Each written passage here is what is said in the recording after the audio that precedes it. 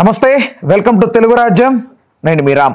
తెలంగాణలో రగులుతోన్న go back Marwadi ఉద్యమం. ప్రధానంగా ఈ ఉద్యమం వెనక ఉన్న అంశం ఏంటి, అసలు ఎందుకు ఉవ్వెత్తున ఈ అంశం వెలుగులోకి వస్తుంది, ఎందుకు ప్రధానంగా గో బ్యాక్ మార్వాడి అనే నినాదం బలంగా బలపడుతోందనే అంశం గురించి మనతో మాట్లాడడానికి సినీ మరియు రాజకీయ విశ్లేషకులు దాసరి విజ్ఞాన్ గారు ఉన్నారు. ఆయనతో మాట్లాడదాం.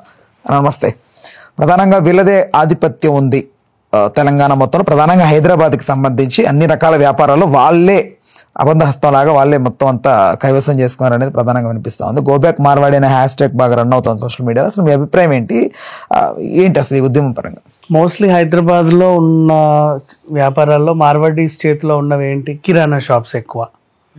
మోస్ట్లీ కిరాణా షాప్స్ మార్వాడీస్ చేస్తారు. ఎలక్ట్రానిక్స్ కూడా. అండ్ ఈ ప్లైవుడ్, శానిటేషన్ అవి ఉంటాయి కదా, అన్నీ ప్లైవుడ్స్ అమ్ముతారు. ఎలక్ట్రిక్ వైర్లు, తీగలు, లైట్లు, ఆ షాప్స్. సమ్ టైమ్స్ నువ్వు అన్నట్టు కూడా ఇవి కూడా ఉంటాయి, హార్డ్వేర్, ఎలక్ట్రానిక్స్ ఎక్కువ. సమ్ టైమ్స్ చూసా. అండ్ ఎక్కడ ఇది గుజరాత్ గల్లీ, అటువైపు కెమెరాలు వీళ్ళే. గుజరాత్ గల్లీ అంతా అవే.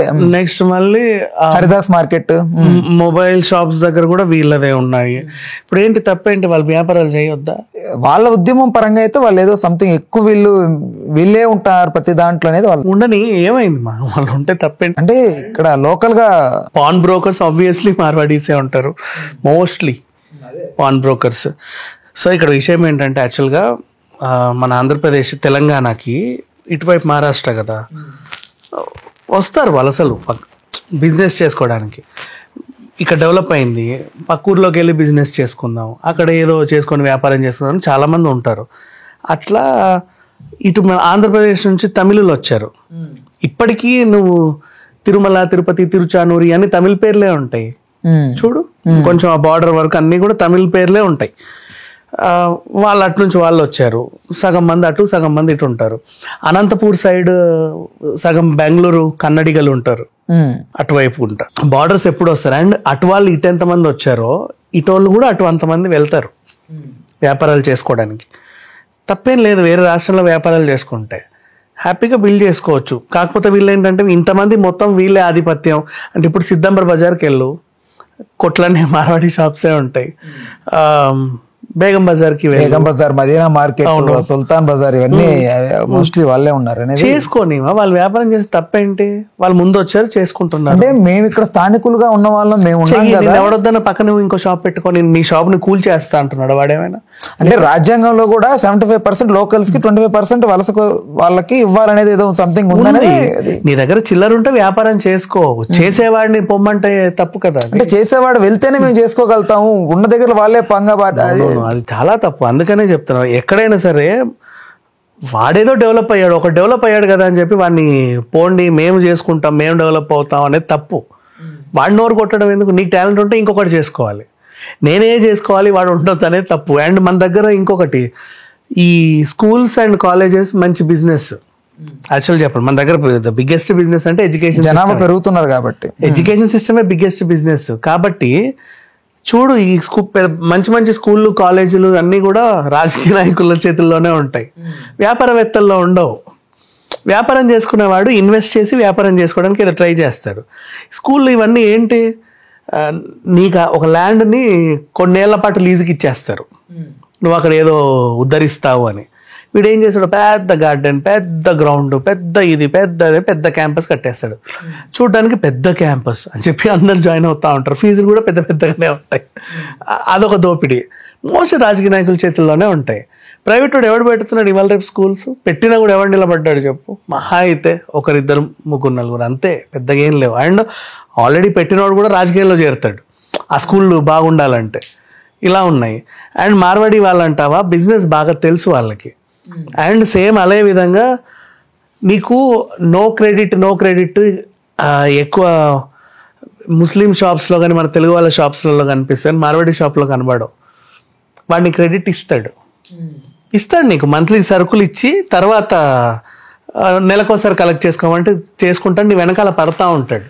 ఎప్పుడు ఇస్తావు, లాస్ట్ బ్యాలెన్స్ 350 రూపీస్ ఉంది, లాస్ట్ మంత్ బ్యాలెన్స్ 4000 ఉంది, ఎప్పుడు ఇస్తావు అని. నువ్వు సినిమాల్లో కూడా చూడు, అప్పు వసూలు చేయడానికి మార్వాడీలే వస్తారు ఎక్కువ. అంటే దాని అర్థం ఏంటి? వాళ్ళకి ఇచ్చే స్వభావం ఎక్కువ ఉంది. నువ్వు అవి చూడట్లా. కొంతమంది కొన్ని ఉంటాయి, అవి అంటే వాడు అలా ఇచ్చాడు కాబట్టి ఆ నెలంతా నువ్వు తిన్నావు. ఇప్పుడు వాడిని పొమ్మంటున్నావు, నెలంతా తిన్న తర్వాత నీకు డబ్బులు వచ్చిన తర్వాత, నీకు ఏ రిటైర్మెంట్ డబ్బులు ఏదో వచ్చిన తర్వాత వాడిని పొమ్మంటున్నావు నువ్వు పెట్టుకోవాలని. తప్పది. ఎప్పుడు కూడా అలా చేయకూడదు. ఎవరు కూడా ఎక్కడికి వెళ్ళొద్దు. మరాఠాలు మహారాష్ట్రలోనే ఉండాలి, గుజరాతీలు గుజరాత్లోనే ఉండాలి, ఇట్లా ఉండొద్దు. అందరూ అన్ని చోట్ల ఉండొచ్చు. అండ్ హైదరాబాద్ లాంటి సిటీస్ ఏవైతే ఉన్నాయో, metropolitan cities, not only Hyderabad, అందరూ ఉండొచ్చు దాంట్లో. సిటీస్కి మీ చుట్టుపక్కల ఉన్న వాటికి సంబంధం లేదు. గ్రేటర్ హైదరాబాద్కి ఇంకా చెప్పాలంటే తెలంగాణకు సంబంధం లేదు. ఓపెన్ అంటే ఈ తెలంగాణది కాదని మళ్ళీ గొడవ పడకండి. అంటే అందరూ వచ్చి వ్యాపారం చేసుకోవచ్చు, ఇక్కడ అందరూ డెవలప్ అవ్వచ్చు. ఇప్పుడు కన్స్ట్రక్షన్కి మీకు ఎక్కడెక్కడి నుంచో రాజస్థాన్ వాడు కావాలి అవి మోయడానికి, ఇక్కడ వాడు మోయట్లా ఇవాళ రేపు వాడు ఎక్కడి నుంచో తీసుకొస్తున్నావు పెయింట్లు వేయడానికి. చిన్న అకామిడేషన్ ఇస్తే వచ్చేస్తారు పాపం, ట్రైన్ దగ్గర బాత్రూమ్ పక్కన కూర్చొని గుట్కలు నమ్ములుకుంటూ వచ్చేస్తారు. వచ్చి పాపం నీకు అన్ని వాళ్ళు వస్తే మనం బాగా రెస్పెక్ట్ కూడా ఇస్తాం వాళ్ళకి, ఎంత గొప్పగా రెస్పెక్ట్ ఇస్తాం. వాళ్ళు కూడా బాగానే మాట్లాడతారు. ఇప్పుడు ఫ్రైడ్ రైస్ చేసే వాళ్ళ దగ్గర వాళ్ళతో కాదు, సర్వర్స్ తో కూడా ఈ మధ్యకాలంలో బాగా గమనిస్తా. ప్రధానంగా నార్త్ సైడ్ వాళ్ళని ఎంత చులకనగా మాట్లాడతారంటే మన వాళ్ళకి బాగా కొవ్వు ఎక్కువైపోయి దారుణంగా మాట్లాడతారు వాళ్ళని. ఇష్టం ఎన్ని మాట్లాడినా భరిస్తాడు. ఇంకా వాళ్ళది కాదు కదా, అలివిగాని చోట అదుగు మనకూడదు కదా, ఇట్లా ఉంటది. బట్ పీపుల్ ఎవరిని పొమ్మనకండి, అందరూ ఉండండి, నష్టమే లేదు. పొమ్మని ఎవడైతే అంటాడో ముందు వాళ్ళందరమే అండి బెటర్. రాష్ట్రం బాగుంటుంది, దేశం బాగుంటుంది. వాడు పో అని అన్నావంటే నువ్వు వీడిని ధరిమేయండి ఫస్ట్. వాడు ఎవడైనా సరే, ఏ ఇదైనా సరే. అంటే దీని వెనక ఏదైనా రాజకీయ వ్యూహం ఏదైనా ఉందా? సంథింగ్ ఏం లేదు రాజకీయ. మళ్ళీ అది అటు తిరిగి బీజేపీకి వెళ్ళొద్ది. ఎందుకంటే ఇప్పుడు వాళ్ళు ఎందుకు వెళ్ళాలని వాళ్ళు కూడా గొంతెత్తుతారు కాబట్టి అట్లా అవేం లేవు. బట్ ఎవరు వెళ్ళకూడదు. నాకు ఖచ్చితంగా ఇది రాజకీయ టర్న్ తీసుకుంటుందేమో అనిపిస్తుంది నాకు. ఇష్యూ చాలా సెన్సిటివ్గా ఉంది ఇది.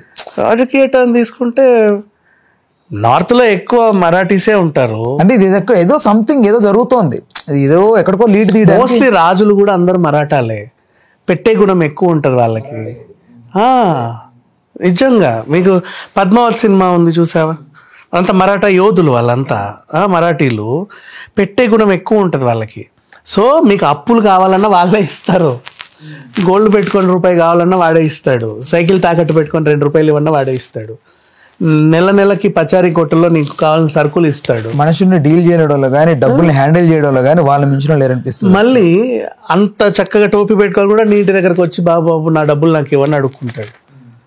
పెట్టే గుణం ఎక్కువ ఉంటుంది వాళ్ళకి. అంతే ఇదిగా ప్లీజ్ అండి తర్వాత ఇస్తానని అర్థం చేసుకొని వెళ్తాడు. నువ్వు మరీ మొరటుగా ఉంటే తప్ప వాడు వార్నింగ్ ఇవ్వడు. ఇట్లా సినిమాలోనే చూస్తున్నాం కదా, బట్ రియల్గా కూడా అట్లాగే ఉంటారు. నేను చాలామంది మార్వాడీస్తో నాకు ఈ సంబంధం ఉంది. ఎక్కడ నేనున్న కొన్ని ఏరియాస్లో నాకు ఇంటి నిండా సరుకులు ఇచ్చారు. ఇప్పుడున్న ఏరియాలో కూడా ఒక మార్వాడి అతను నాకు ఫోన్ చేసి సరుకులు పంపిస్తాడు, డబ్బులు అడగాడు మళ్ళీ. అంటే మనం ఇచ్చినప్పుడే తీసుకుంటాడు. మళ్ళీ వెళ్ళినప్పుడు లాస్ట్ బ్యాలెన్స్ ఇంత ఉండండి అని చెప్తారు. ఇలా ఉంటుంది. నో, నేనే I don't believe in this.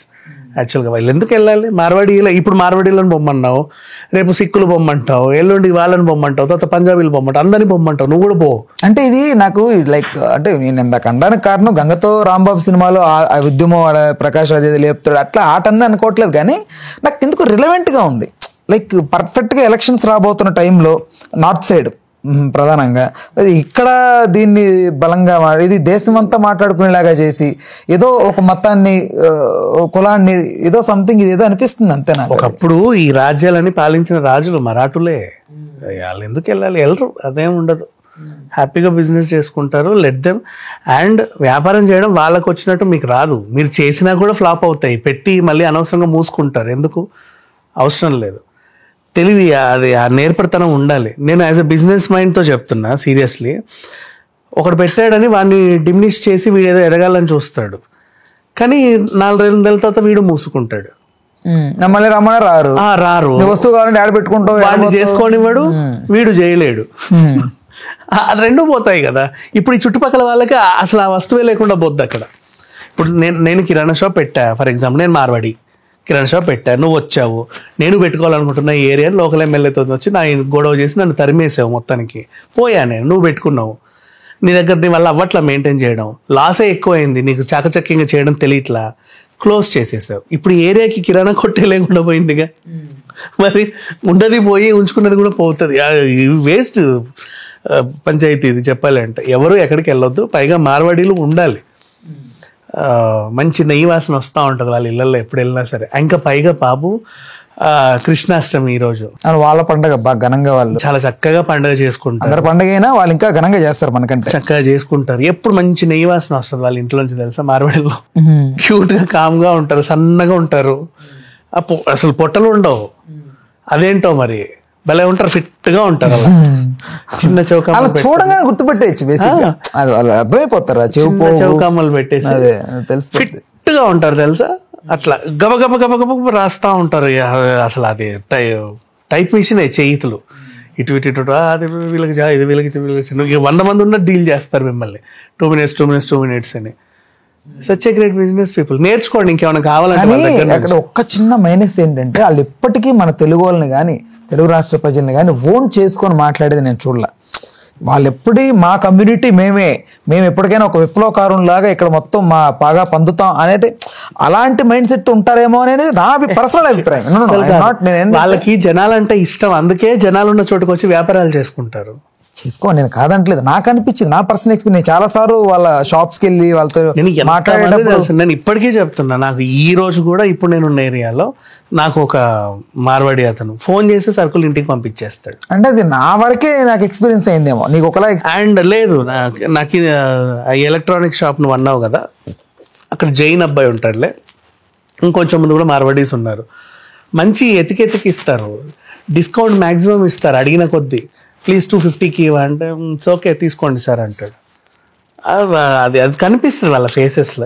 రాదు పా అని చెప్పరు, మనలో అట్టే చెప్తారు. మన టక్కన అనేస్తారు, అలాగే చిట్టిలాగా అదే అనేస్తారు, టక్కన అనేస్తారు. అస్సలు పడదు సార్, మీరే అర్థం చేసుకోండి. కొంచెం చూసారే ఒక 10 పెంచి ఇవ్వండి, అంతకు మించి ఏమంటారు తెలుసా. Such decent business people. నేర్చుకోండి వాళ్ళ దగ్గర, కానీ తరిమేయకండి, వద్దు. చూద్దామన్నా ఇది ఎలా టర్న్ తీసుకుంటుంది. ఒకవేళ ఏదన్నా మరొక కొత్త అంశంతో ఏదన్నా చర్చనీయాంశంగా మారితే దాని గురించి మరొక వీడియో చేద్దాం. Thanks for the time, thanks for information. Hello, Telugu రాజ్యం ఛానల్ చూస్తున్నారా? సామాజిక రాజకీయ జీవన చిత్రణే తెలుగు రాజ్యం. అతిశయోక్తులు అసత్యాలు ఉండవు. రాజకీయ కోణం కాదు, ప్రజా కోణమే కొలబద్ద. తెలుగు రాజ్యం వీక్షణ మీ ఉత్తమ అభిరుచికి నిదర్శనం.